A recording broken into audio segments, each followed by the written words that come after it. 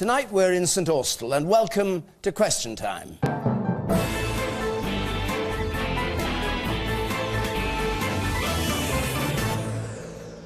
Welcome's all round. Welcome to you at home. Welcome to our audience here who'll be putting the questions, and to our panel who don't know those questions until they hear them from the audience's lips. The Conservative Matthew Hancock, former advisor to George Osborne, now a business minister promoted in the last reshuffle. Labour's Shadow Work and Pensions Minister Chris Bryant. The Liberal Democrat MP sacked by Nick Clegg in the reshuffle earlier this month, Jeremy Browne. Harriet Sergeant, who spent 3 years hanging out with gang members to write her book Among the Hoods, and the campaigner for the rights of people who've changed their gender, recently named the most influential person in the independent newspaper's Pink List, Paris Lees.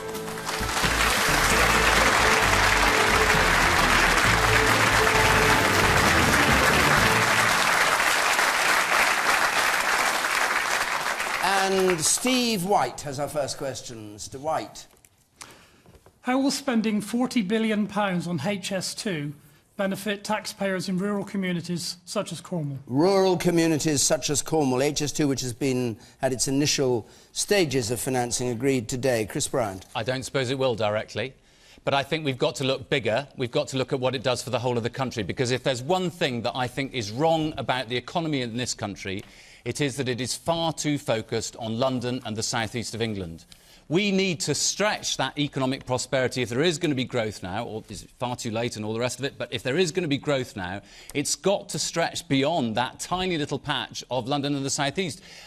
Apart from anything else, in the interest of the people who live in London and the South East, because in areas like here, or in my constituency in South Wales in the Rhondda, where you have literally dozens of people applying for a job, there aren't jobs to go to, and people are being encouraged to move to places where there are jobs, but they can't afford to live there, because the house prices in London and the South East are going through the roof. So my argument is HS2, I really want it to happen. I want to shrink the country, but it can't just be spend 42 billion and give a blank cheque.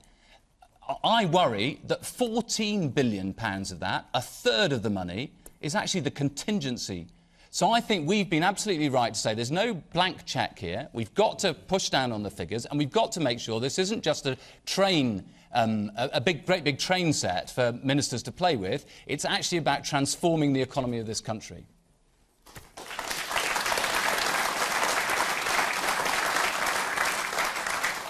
Matthew Hancock, is there evidence, apparently there is, in the Transport Department, that HS2 will actually take jobs from places like Cornwall, rural parts of Britain, because they'll go to the narrow channel that HS2 creates north and south in the country?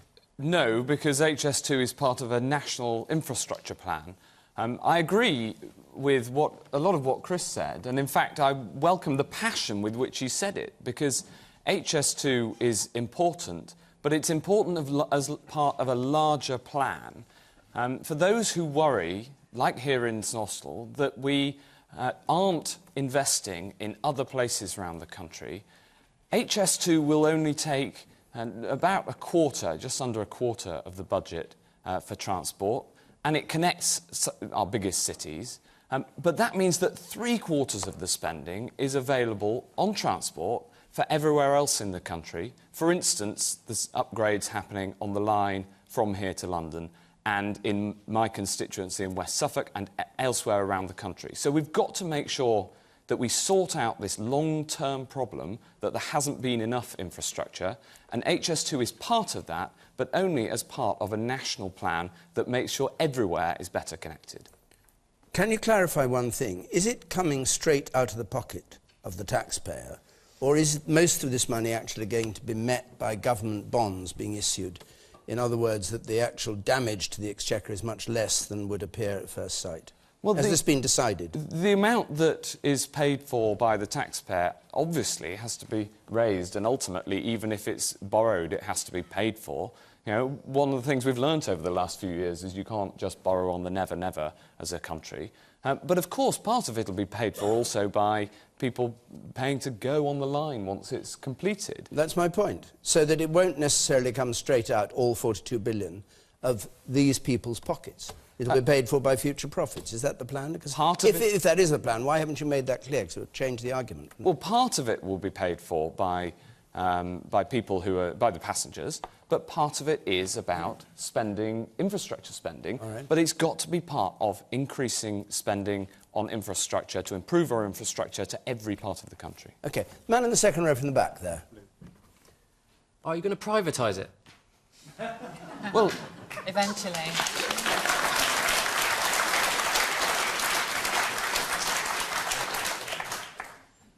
It'll be built as part by an awful lot of companies and the state. So, you know, in a sense, how do you build things in this country? You get people in to build them. The Olympics were built by hundreds of private companies, employing people locally, employing people all around Britain. So, you know, we've got to make sure that it's built in the most cost-effective manner possible. Harriet Sergeant. Well, I think the gentleman who asked this question originally asked exactly the right question.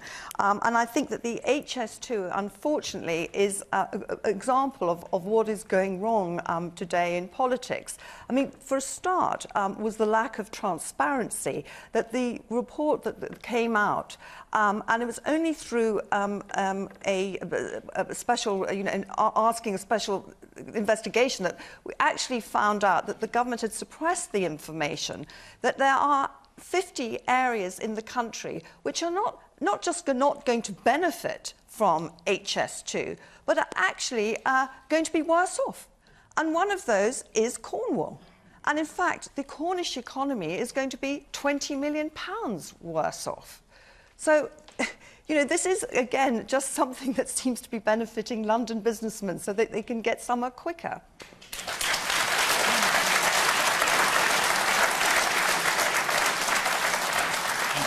Jeremy Browne, as a West Country MP, do you concur with what Harriet said? No, I take completely the opposite view. I don't think it will benefit everywhere in the country equally, but then no infrastructure ever does. Unless the train goes to absolutely every town in the country, it's obviously going to have a disproportionate benefit. But then so does dualling the A30 in Cornwall have a disproportionate benefit for people in this area. But the reason I support HS2 is because I think it is absolutely crucial to our future economic prosperity as a country that we have a massive uplift in our infrastructure and our ability to transport people, goods and services to market and between cities faster than we do at the moment. And let me make two quick points. One is an historical point. There were lots of naysayers when Brunel built the first tunnel under the Thames and people saying, well, you know, we've managed perfectly well with boats for hundreds of years. This is all a waste of money. It's a vanity project. No doubt when the M1 was built, said, oh, you know, there's lots of people protesting. But if we didn't have a motorway network, our country would be in a much worse position than it is in terms of our society, but also our economy. And my second is a global point. If you go to countries like China, what is very striking is the massive, massive infrastructure investment that is happening in airports, in high-speed rail, in motorway capacity.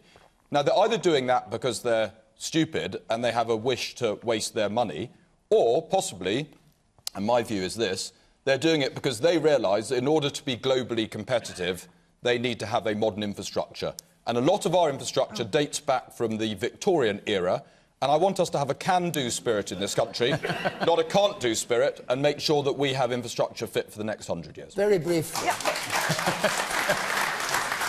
Jeremy, very briefly, Yes, did you accept the figure that Harriet used, which was KPMG accountants, FOI, Freedom of Information, from the department, that Cornwall will be £20 million worse off? I think those, is that wrong? I think those figures are hard to quantify. I think that to a degree they're plucked from the air. Okay. But I think it's in the national... If we're a more prosperous country, we will raise more revenue to pay for public services in Cornwall and everywhere else in the country. The woman up there on the right in green. The woman there on the right, please. We're not arguing against HS2. What we're saying is there isn't enough infrastructure across the rest of the country. Absolutely. And maybe the priority now needs to be not HS2, but other places that haven't got any infrastructure in place. Paris Leeds. Absolutely. I'm a Nottingham girl, and actually, Harriet, it's not just going to benefit London businessmen. I think I read in the paper today that it's going to boost the economy of Nottingham by 5%, and I think that what the lady said is quite right. We should be doing that all over the country. And actually, the French have had high-speed rail since before I was born. They've been travelling at 200 miles per hour since 1981. I'm surprised they're not all dizzy. And I just think, why can't we do that in this country? You know, so it's not about can we do HS2. Of course, we can do anything if we put our mind to it. Let's do it properly, and let's get it around the rest of the country as well. Can we... Sorry, can I just say briefly, just to follow on, that what's embarrassing is how long we took to get HS1 to happen. So in France, you were going at 200 miles an hour from Paris to the tunnel, well, 160 miles an hour under the tunnel, and then 30 miles an hour in Britain. But Chris, of course, you've got to transform all of that. But Chris, in order to make sure that these things actually happen, given that it's going to take a long time to build, we've got to make sure, if you believe it, that major parties stay on side, as well as for infrastructure to everywhere else. You know, passenger numbers are already at capacity. They're set to double. Yeah, no, I agree. Are you complaining about Labour's position? So why aren't Labour more... making a particular No, I'm making Why the shouldn't he? point that if we're going to build infrastructure, we need parties who say they support it actually to get out there and support it. Well, actually, and vote for it. Do you believe Labour supports it or not? I certainly hope so, but there've been do you believe so? No, there've been a lot of wobbles. They're playing games. Well, you're it's good to hear because you're making it a party political thing. But do you think it's a good idea or you don't? What's that think... got to do with political ideology? Let me... Look, two people have now asked me what the Labour position is. I thought I expressed it right at the beginning, which is we are in favour of it, but it's not a blank cheque. We've got to have financial discipline on big things like these. We can't spend 42 billion on one project without considering all the other parts of the country that might need electrification and so on. So, of course, we are in favour. And, Matthew, you said, why don't we vote for it? Labour MPs this afternoon in the House of Commons voted for it. Those that were there? Well, I wasn't, because I was on my way here. Yeah, well, no, there weren't very many. There weren't very... Right, now, I want to hear... 350. Fine. Not your leader and not your Shadow Chancellor, which is a bit of a... But isn't this exactly what's now become wrong with this HS2? I mean, we're 2 years away from an election, and suddenly it's become a political football. So, you know, we have... Labour want to show the sort of voters in the South that actually they're good with money. So they're suddenly becoming very careful with money. And, the Conservatives are desperate to woo voters in the North, so they are pushing for this train. I mean, why aren't we given a little bit more choice? If you have a large sum of money and you're trying to improve your life, surely you make a list of things that you possibly could spend it on. Why are we just being told this one thing? I want to bring in... I want to bring in just 2 or 3 members of the audience on the point that was raised about places that aren't directly in line with HS2, and then we'll go on to the next question. Yes, you...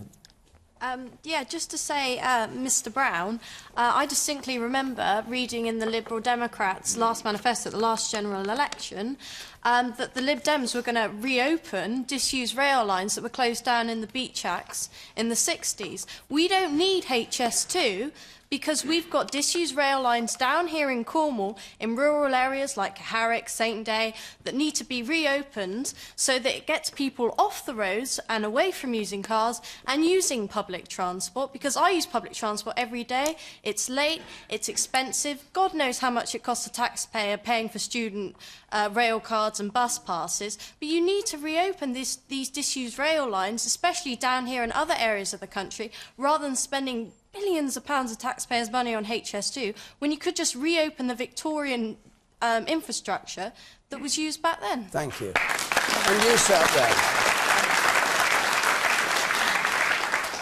Yes, I think, just briefly, I think it's just another example of state-sponsored capitalism. And I think it's crony capitalism, and I think it's a folly. OK. And you, sir, in the front here. And then I'll take one more point. The gentleman here in the front with the white jacket on. I travel extensively in Western Europe on the high-speed trains, and quite frankly, I find it shameful that the UK has fallen so far behind when we invented the railway, and I fully support HS2, and I hope there are going to be more high-speed lines. OK. And one last point for the man in the pink shirt up there, and then we'll go on. Yeah, it's good to hear that money's been invested to create jobs, and you get people who say not in my backyard when it's running within a few miles of their home, and yet you get people saying it's not close enough to my home. But finally, I'd like to say it's interesting and quite comical to hear that Labour are at last pulling in the purse strings. OK. As you mentioned. A question from Harry Samuels, please. Are the bullying tactics used by Unite at Grangemouth justification for further restrictions on union activity? There have been complaints about the way Unite acted in Grangemouth and a spat in the House of Commons about it, and the Prime Minister complaining about the behaviour. Should there be further restrictions on what unions can do? Harriet Sergeant. Well, I mean, what we've seen there is quite extraordinary. I mean, we've had a mother and her small children sort of besieged by the union members standing outside with loudspeakers, telling this man's family, neighbours, neighbours' children, that this man is evil, having posters sent to his family saying that he's on the wanted list.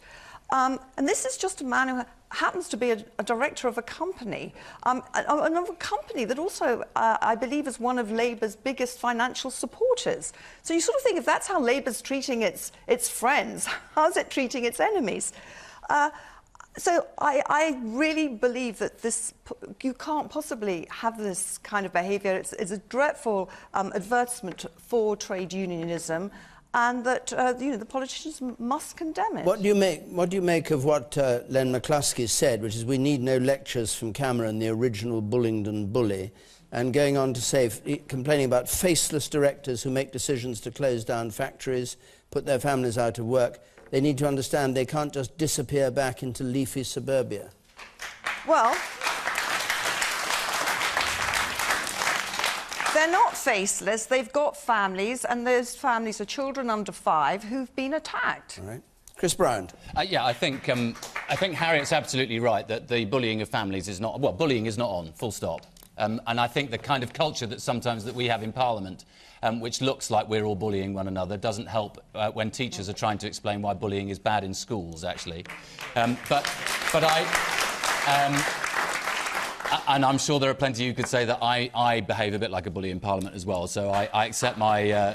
getting applause up there, yes. But I do think that sometimes directors of companies need to understand that, in particular if they're big monopolies, they have a responsibility to society as well. I thought it was shameful this week that in the House of Commons, when you had the people from the big 6 energy companies, only one of them sent their chief executive.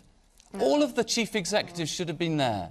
If you're in charge of the company, and frankly, if you're earning millions of pounds, and many of these people have doubled their wages in the last 2 or 3 years, then I think you have to take responsibility for your actions. And that means that sometimes you do have to be up there and out there and up front.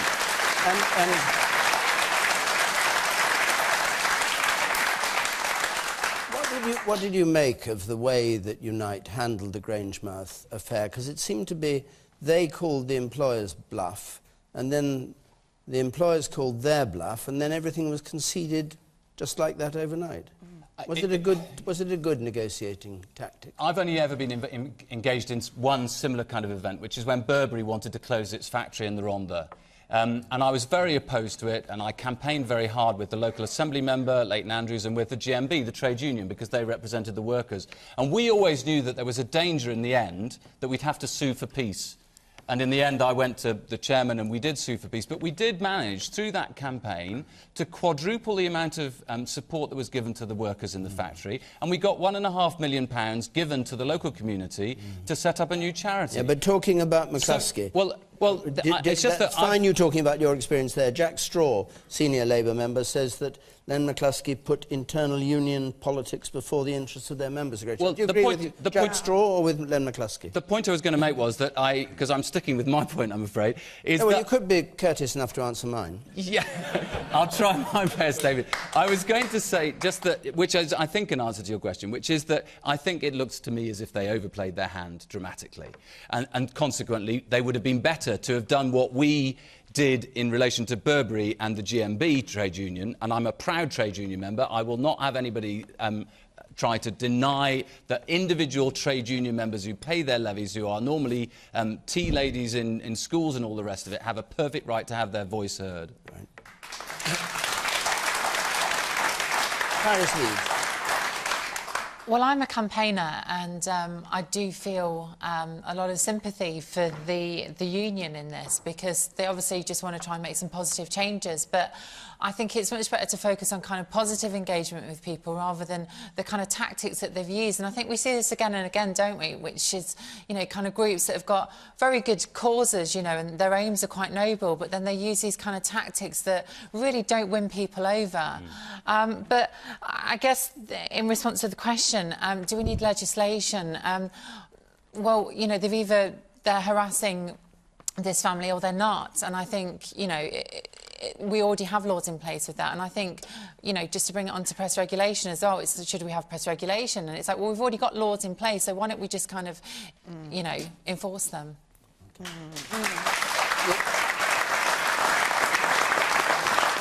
Man in blue. Yeah.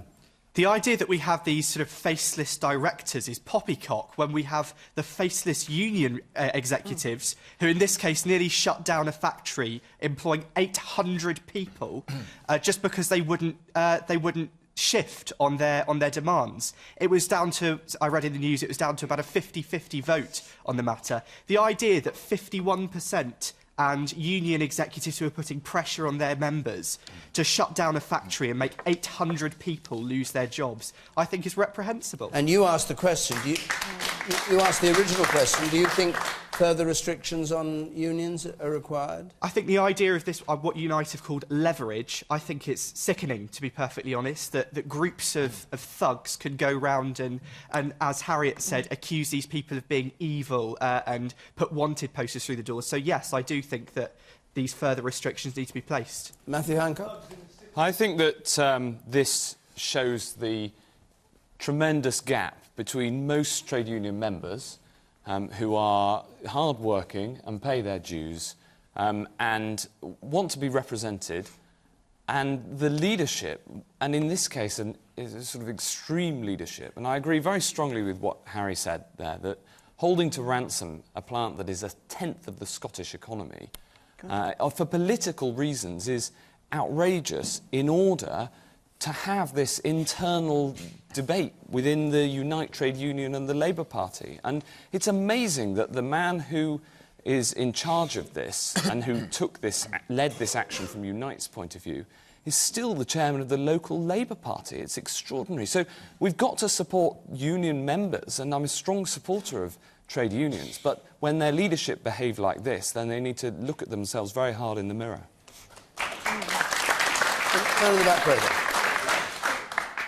What frightens me is the next step the union are going to be is a branch of the Ku Klux Klan getting on anybody who they don't agree with and attacking their families. If they'd attacked me, I'd have been out there sorting them.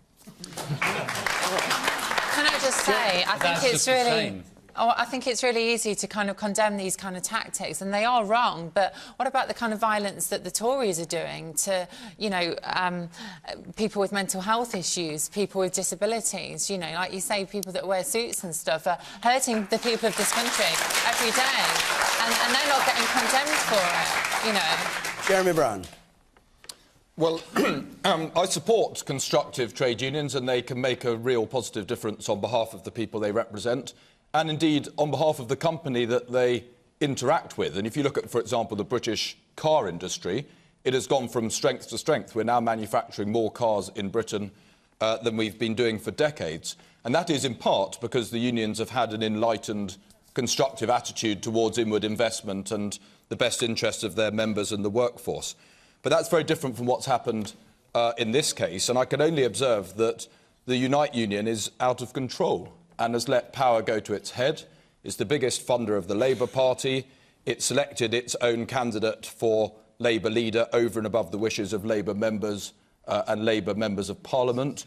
And its behaviour generally, I agree with Jack Straw. I think that they are running out of control. They're trying to influence Labour selections. The Falkirk selection remains a sort of outstanding sore, unresolved by the Labour Party.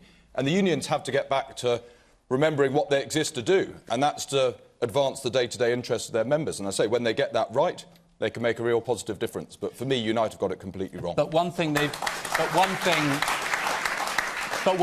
got absolutely right is that you've got three politicians here and we are all virtually identical. We come from the same kind of background. We've got, two of us have got the same hair colouring even. And frankly, there are far too few working-class MPs. And I absolutely support the campaign of Unite to try and get more working-class people into Parliament. But you don't boost that by going and intimidating people's children. Of course you don't. And I've already said that I think that behaviour is absolutely reprehensible. But I do support trying to change the kind of people who get elected to Parliament, and that's what the Labour Party was originally founded to try and do, and we failed on that in recent years. I fully accept that. That's why I have an apprenticeship system in my office and all the rest of it. No, it's not, because you're attacking the whole basis of the trade union. Maybe you should stand down in the ronda and make way for somebody more suitable.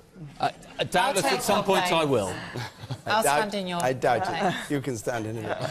You can comment on these issues, as always, by text or Twitter. Our hashtag BBCQT. You can follow us at BBC Question Time.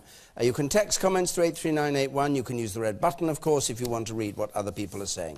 We'll move on to another question, because we've got many good questions here tonight. From Glyn Rowett, please. Glyn Rowett. With wind turbines and solar panel fields impacting on our countryside, are we seeing any benefit in energy costs? Yes, you've got, of course, wind turbines down here galore and solar panels coming, I think, in the West Country. Are we seeing any benefit in energy costs, which is the big issue of the month, I suppose? Jeremy Browne. We're not seeing a direct benefit in terms of energy costs from wind generation, because it's a more expensive form of electricity generation than some of the alternatives. But I do think it's important that we diversify and modernise the way that we produce energy in this country. And I think 10 years, 20, 50 years' time from now, some of the countries in the world, the industrial world, will have made that transition and will have modern technologies which enable them to have the energy requirements they need for their industry and their households, but compatible with protecting their environment and the global environment.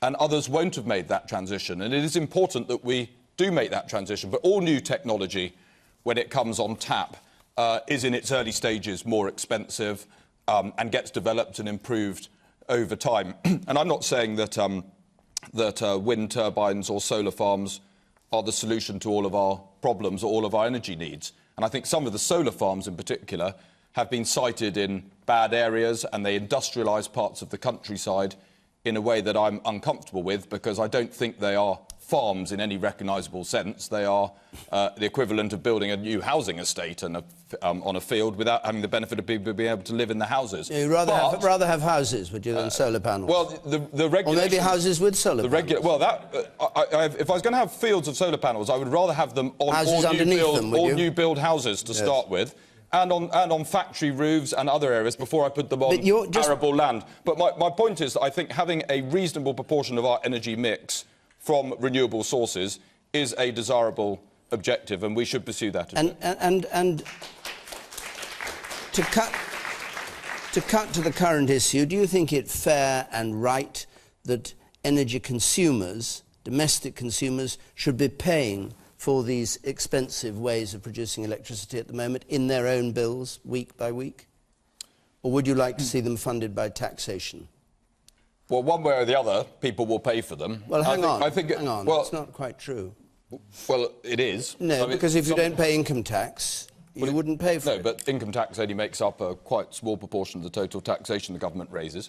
But, look, I mean, I think there are a whole range of measures which are paid for. A lot of them are actually to do with loft insulation, for example, for people who have low incomes. I'm not doing a list. All I'm saying is that I think energy reduction is important as well, more efficient use of energy, the whole range of different measures to make us a better, more efficient country at how we use energy and how we generate energy, and this is part of that mix. Can I just go back to the question before we go on, Glyn Rowett? What scale of wind turbines and solar panels are there here in the West Country? Are you exercised by? Well, I'm in agreement of alternative source of power, but We see in Cornwall, especially on our beautiful countryside, there's a mass of wind turbines just going up. And more recently, these fields of solar panels. And all we do see is an increase in our energy costs. And we're not actually seeing any benefit as a ratepayer in this county, yet we seem to have masses and massive turbines and solar panel fields. Matthew Hancock. Well, wind farms are, we're told, are there to save the environment, but put them in the wrong place and they ruin the natural environment. So, you know, we've got to have a mix of energy supplies, but we've got to do it in a sensible way that's consistent with what people want locally, and where if there is a development, then there's something in it for people whose view can be affected and in some cases ruined. And you know, we've seen over the last few weeks the landing of a deal to build the first nuclear power station for years, which is low carbon, of course, and that will mean that it's cheaper than wind turbines. And if we get that going, then we won't need to build nearly so many wind turbines and ruin beautiful views that we have right across the country. Paris Lees. I tell you what, these companies are making a profit out of something that we all need. I think we would all agree now that you need heat, you know, you need electricity to watch this show. The gas isn't going to last forever. Why should anybody be making a profit out of something that we all need? You know, it doesn't make any difference to you when you turn the light on who provides your electricity, when you light up the stove, you know, it doesn't matter who's providing the gas. Why don't we renationalise it? And if we are making any profit out of it...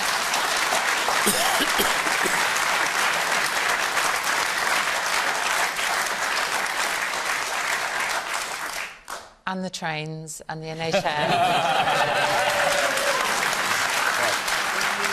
Man in the dark blue there.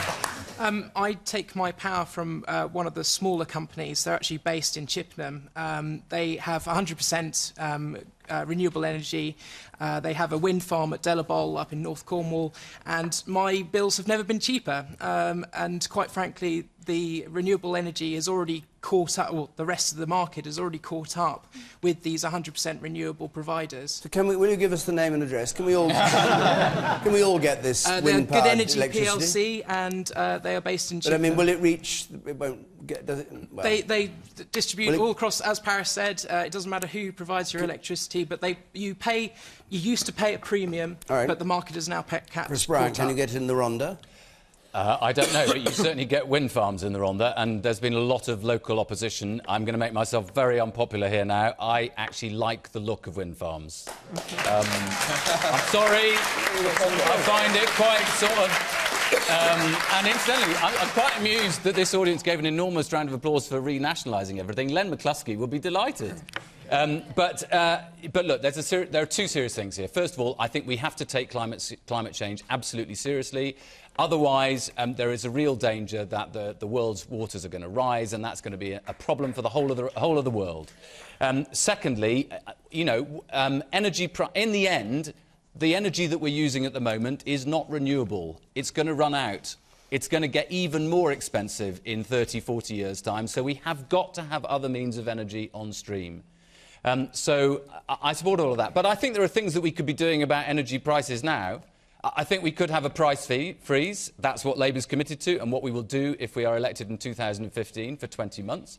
And secondly, I think we need to completely rejig not just the market in Europe on energy, and not just in the UK, sorry, but across the whole of the UK, because energy prices in Europe at the moment are going down by 1.7%, whilst going up in the UK by 7.7% on average. But they're lower in the UK than they are elsewhere in Europe because the market there too is rigged. So I think we need a completely new approach to the way we organise the energy market across Europe. Man with the spectacles there. No, the man with the spectacles there. Did you have your hand up? No. Oh, it's the woman behind you who had her hand up. I'm so sorry. It looked like it was your arm, it's her arm coming out of your shoulder. Yes. The big six energy companies are essentially a cartel. They can charge whatever prices they like. They hold the consumer in utter contempt. They hold the House of Commons in utter contempt. Yep. They didn't even send their chief executives. And as Paris says, we have a situation where essential industries are essentially being run essentially for greed and profit. And everyone in this room is paying the price. The woman in... Yes, in orange there. Yes. We say we're looking at renewable alternatives. Why have we got a wave hub that's not been connected, and why are we not doing more about wave power when we're an island surrounded by water? All right. Agreed. All right. Harriet Sergeant, what do you make of the point that was made up there about this is a cartel? Do you think it's a cartel of the six big?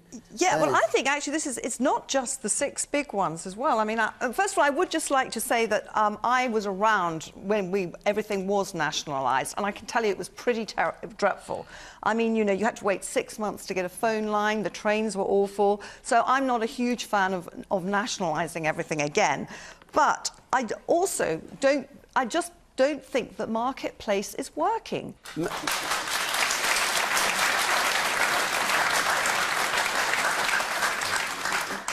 Matthew Hancock, as the representative of the government here, just briefly on those 2 points. Yes. Are the six a cartel, A, and B, are the offs generally not doing their job in energy? Well, in energy specifically, today we heard the news we're going to have a competition review and look into the question of making the market more competitive. But I was about to agree with you, sir, because the answer to this is to go for the competitive new small energy companies, which often have lower prices. I, in fact, switched to one of these new smaller energy providers, and we're making it much, much easier to switch, because at the moment it can take weeks to switch, and we're going to bring that right down so that it's easy to switch. And so that instead of having a market where it's all extremely difficult... to do anything to do with these people. You can't even get them on the phone. Exactly. Have you looked at a gas bill? Exactly. And what we need to do is make it easier... But can you understand your gas bill? What we need to do is make it easier to switch in order for everybody to take that decision you did and go for what is the cheapest option, or the option that works best for them. Can you just explain then why it is that the big six keep their prices so high? If you say you've switched to a smaller, cheaper place, why are the big six holding their prices 10% up this year when wholesale prices have gone up 1%? Because I think that the big six don't think enough people are going to switch. So they don't think that it matters what happens. And that is a problem, and we've got to sort it out. And this Big Six thing is quite new. You know, 15 years ago, there were more than a dozen energy companies, and that dwindled and dwindled, and the Big Six arrived in just before 2010, and we've got to make sure we get more competitors so that more people can drive down prices and drive down the profits of these companies by allowing switching. But we've also got to do something about the fact that the companies themselves are just too big because they're doing all the different elements of the market. And secondly, we've got to do something about senior executive pay in these industries where there's a monopoly. I think the chairman of Scottish Power now gets £10 million a year. The chief executive of E.ON, €4.2 million. And it's not that I'm saying people should never earn those kind of amounts. It's that what I'm complaining about is that whilst prices have gone up, their salaries have doubled. And that's not on. You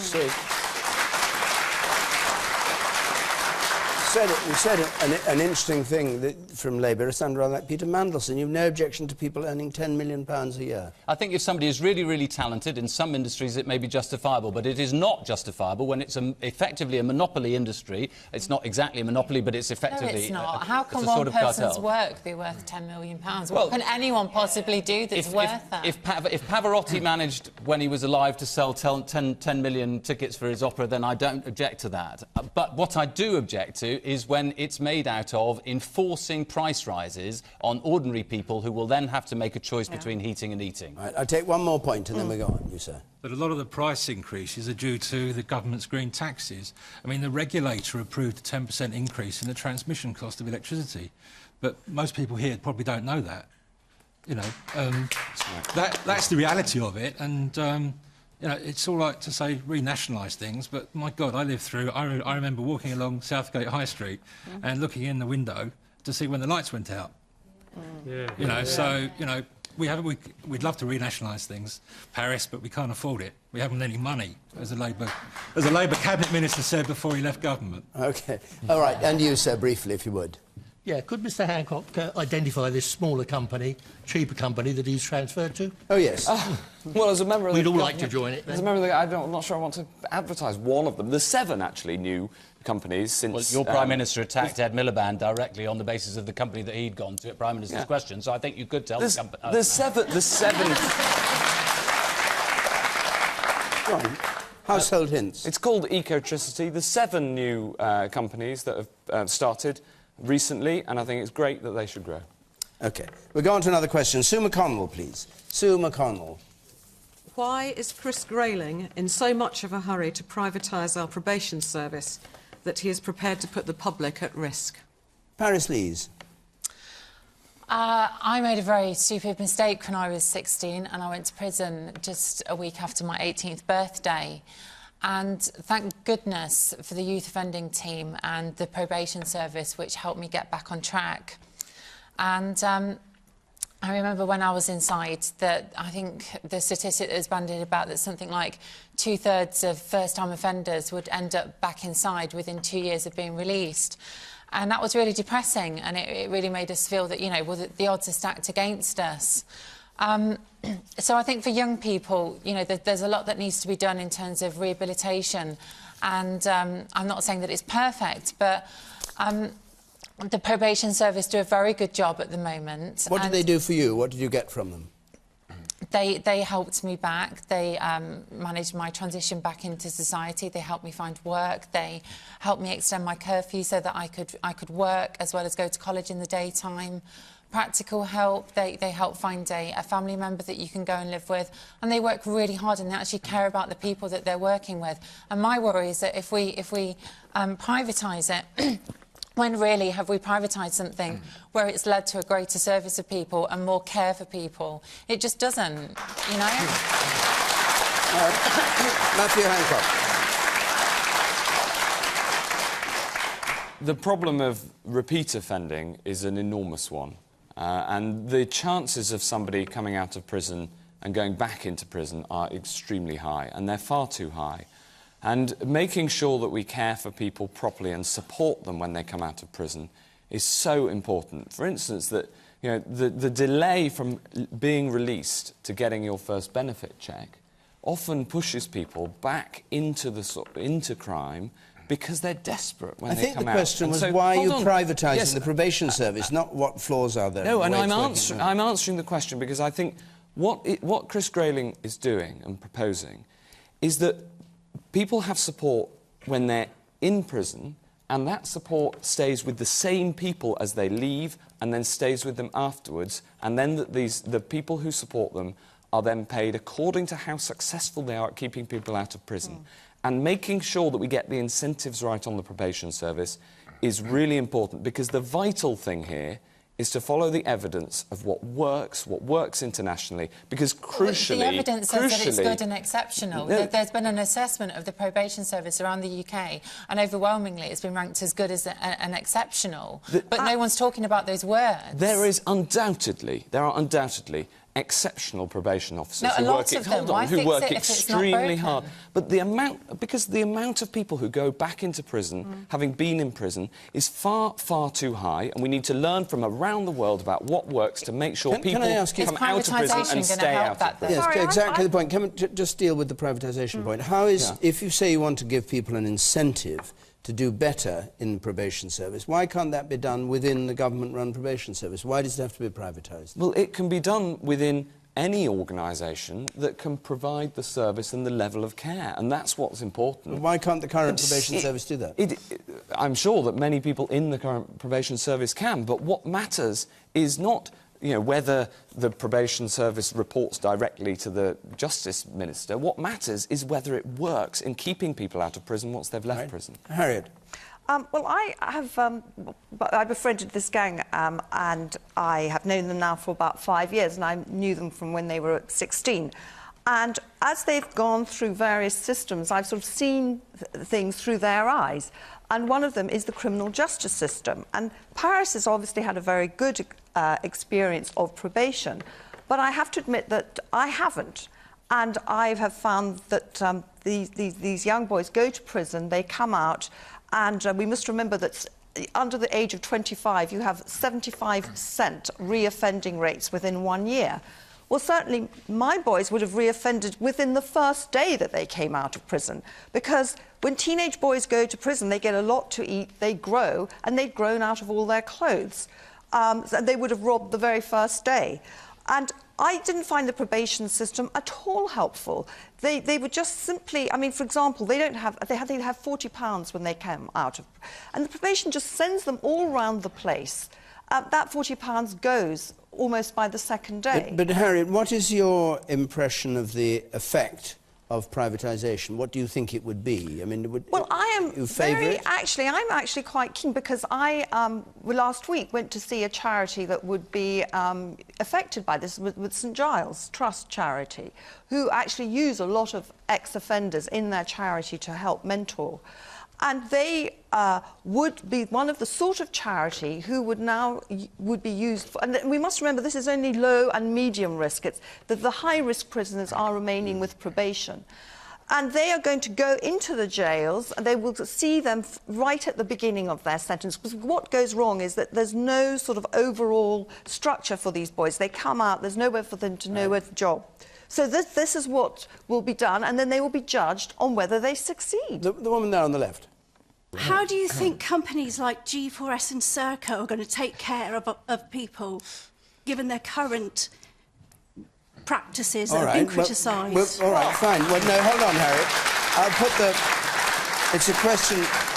It's a question I'd like to hear Jeremy Browne on, because he was, until earlier this month, the Home Office Minister in the coalition of the Liberal Democrats, and presumably this issue came up. Were you in favour of it? And what's your answer to the lady there? It's run by the Justice Department, not the Home Office, but there is obviously overlap, and I am in favour of it, because, as a couple of members of the panel have already said, the biggest problem that we have to try and crack is reoffending, and we're up at about 75–80% reoffending rates for young men coming out of prison within a year, and obviously that's bad for those individuals, because we want to try and rehabilitate them, we want them to make a constructive contribution to society, and it's bad for all of us, because they may break into our houses or cars or whatever it might be. So this is an absolutely sort of crucial area that we as society need to try and get to grips with. And I think if we can find new imaginative ways to make probation services work better, more effectively, particularly for those categories of people, then why shouldn't we? Why do we think that one size fits all is the best solution? And I've been into prisons in the last year as a minister, and there's some very imaginative work being done. For example, there are large numbers of prisoners who have misused drugs, and some of the work being done with them so that they have a service which runs through from when they're in prison and on release, continues to support them when they're released, have had some very good results. There's been a lot of pilot studies in prisons about what can be done to try and help prisoners in terms of seeing their families more often in prison, and whether that reduces reoffending. The issue is privatisation. Why? I mean, I want to go back to the question. Let me go. No, Harriet, hold on. I want to go back to the questioner who wants to come in on this. Are you getting the answers that satisfy you, or are you still? I'm not, and I'm very tired. I'm very, very tired of hearing this coupling of the fact that we have an acknowledged and rated excellent probation service, and the government keep mentioning this problem with young men coming out of prison and reoffending, and their reoffending rates. The probation service, rated excellent and effective in its work, has never had responsibility for that group. So you have your little trial, you have your pilot, they do the work extremely well. And it's not fair to keep producing this statistic about young men coming out of prison when they have never been the responsibility of the probation service. Chris Bryant. I think the lady's absolutely right. There is clearly an issue about reoffending in the country. We all accept that, and successive governments have never managed to crack this. But in the end, I don't think that has anything to do with the privatisation of the probation service. And I say to Harriet and to Jeremy, who've talked very warmly about the work that certain charities have done, I just think charities should be the added bit. They shouldn't be doing it instead of the government.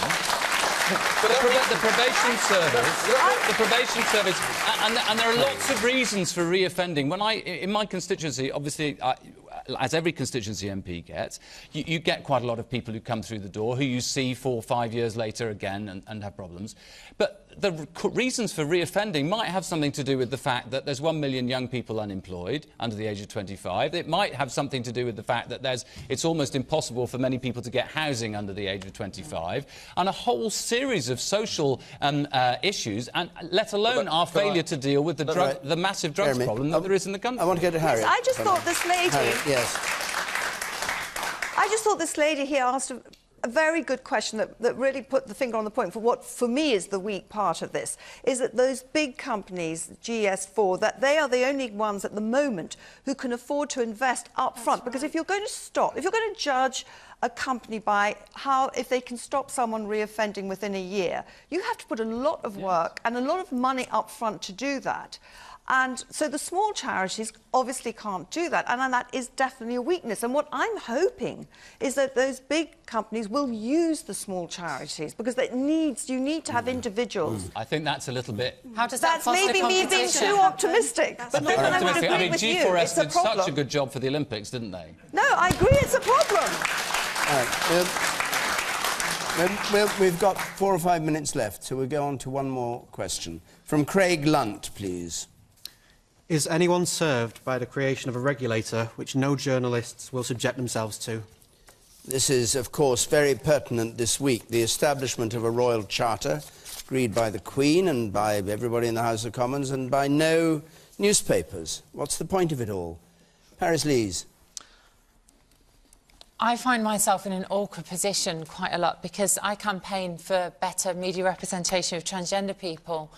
And I'm also a journalist, so I'm kind of trying to establish myself in a media that I'm also trying to critique and reform. And I can honestly say that the idea that this industry can regulate itself is like expecting a pack of wolves to kind of regulate its own hunt. It's just not going to happen, you know? Clearly, they're never going to sign up to something that the government's come up with, and you're never going to find a solution that's good for everybody. But there needs to be something. They've meant to be self-regulating for, 300 years, I read in the Daily Mail today. Well, it's just not working. Ofcom does it, television does it. You wouldn't be able to just say whatever you want on television. What makes newspapers so special? And can I say, actually, it's been really refreshing to see Ed Miliband taking on the Daily Mail. I was really surprised because people are so terrified of taking on these newspapers. And ever since that, in Prime Minister's questions, he's had real oak in his penis. I think it's done him the world of good. Chris Bryant. Yeah, look, I mean, broadly speaking, I agree with Paris. Including about the last bit. You're obsessed, Matthew. I think, look, the most important thing for me is that I think ordinary members of the public know that the PCC, the system that we've had, didn't work. The people of Hillsborough were not served. They couldn't get a correction out of the Sun, could they? They couldn't use the courts because no criminal offence had been committed by the Sun when it said that people had that fans had stolen from dead people's pockets and all of that kind of stuff, all of which was completely and utterly untrue. They couldn't get a correction because the PCC, the system, just didn't work. So what I want is a very simple thing, which is a system whereby when newspapers have to correct it when they've got it wrong. All right. Did you vote for the Royal Charter? I can't remember whether there was a vote, but I've campaigned for this for so long now. Do you think it's fair that under the Crime and Courts Act, yes, courts are told that publishers who don't belong to this Royal Charter, which none of them wish to belong to, will have to pay not only their own legal fees, but the fees of people who sue them and are found to have no case, but that everybody can sue them without any risk of losing money themselves? The proprietor will have to pay. Is that fair, or is that bullying the press? I think, I mean, the press sometimes bully as well. And, yes. Some of the most vulnerable members of society that don't have the money to take them to court, like these rich celebrities do. Which is a very important point. And that's why I think it's important that what Lord Leveson tried to do and what the Charter tries to do is it simply tries to say that there should be a fair system, and it's up to newspapers whether they sign up to it, but there will be incentives for them to do so. The incentive is that if they sign up to the Royal Charter system, then there will be a cheaper way of arbitration. All the hyperbole, the exaggeration, all the tosh that the newspapers have come out with in the last fortnight is, frankly, I don't think has done them any favours. Harriet Sergeant, we've only got a couple of minutes left. OK, so brief I if you write can. for the Daily Mail and the Sunday Times, so I am not on these people's side. I mean, I think we should judge institutions by how they deal with their scandals. And we have had scandals in the press. What about the Mail? That is all clear. But how have they dealt with their scandals? Well, what do we have this week? We have 2 editors on trial. We have 8 journalists on trial in the courts. The News of the World no longer exists. Careful, no, careful when you talk about this. Let us just look how other institutions have dealt recently with their scandals. Let's look at the BBC. Let's look at bankers. Let's look at the NHS. Well, what happens there? I mean, are there people, when their things happen, are their rotten apples, are they in jail? Are any of them on trial? I don't think so. All right. Well, Jeremy Browne, Harriet, we've really got to come to an end because we're over. I'll respond directly to that point. I'm in favour of free speech, free expression, free press. But it's not a completely unconditional freedom, and that freedom comes with responsibilities as well. And we also ought to protect weak people, vulnerable people, from the effects of the powerful. And the powerful can be the state, it can be companies, but it can be groups of organisations, including newspapers. And the winds of change are blowing through large parts of our country. We know it in Parliament, where it's happened, and it's happened in trade unions and elsewhere. And the days of everybody sort of self-regulating and don't you worry about it too much, and we're not going to have any transparency or openness, I think those days are going, not just in the media, but across the board, in services, in companies, as I say, in Parliament. And I think the media have to realise that they have responsibilities as well. I have to move you on. Thank you. Matthew Hancock, the stalemate is between a Royal Charter on the one hand and a press who says they'll have nothing to do with it. What's going to happen? Well, I think that what the public want to see is the press freedoms that we have had for years and that rightly are there to make sure that politicians are held to account, that our country is run in a fair and transparent way as possible, but with safeguards to make sure that the vulnerable are protected and that victims are supported and that those who can't fight back have a voice in this. But I would not want that to overrule the fact that we have a fantastic thing in Britain, which is we stand up to the overmighty, we fight back against a hierarchy, and it's that freedom that the press argue so passionately for, that even though it affects me negatively as a politician, because they have a go at all politicians... And exposed all your expenses. Absolutely, they exposed the expenses, which wouldn't have happened without a free press, and that makes me proud to be British. Yeah, but what's not said is that actually the press are the hierarchy. We're talking about 500 of the most elite, pampered, privileged, overwhelmingly white, overwhelmingly male, overwhelmingly heterosexual, old boys club that all went to Eton and Cambridge. And they're Sorry, are you talking about the BBC or the NHS? the whole of the media. On which note... I just wish the Prime Minister would do it occasionally. On which point we really must stop. Our hour is up. Next week we're going to be in Boston, in Lincolnshire. It's the town with the highest proportion of Eastern European immigrants anywhere in the UK. And we'll have Nigel Farage of UKIP there. And Anna Soubry for the Tories and the poet Benjamin Zephaniah among the panellists. The week after that we're going to be in Brighton, and if you can come either to Boston or to Brighton. The rules are always the same. The number on the screen, 0330 123 88, or the website. And you can apply either way. If you're listening to this on BBC Radio Live, the debate goes on, of course, as you now know, on Question Time, Extra Time. But from us here, my thanks to our panel, to all of you who came here to take part in the programme. From St Austell, until next Thursday, good night.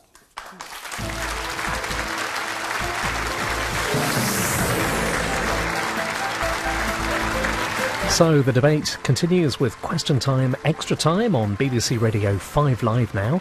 Or stay with BBC One as Andrew Neil discusses HS2 with opponent Stanley Johnson on This Week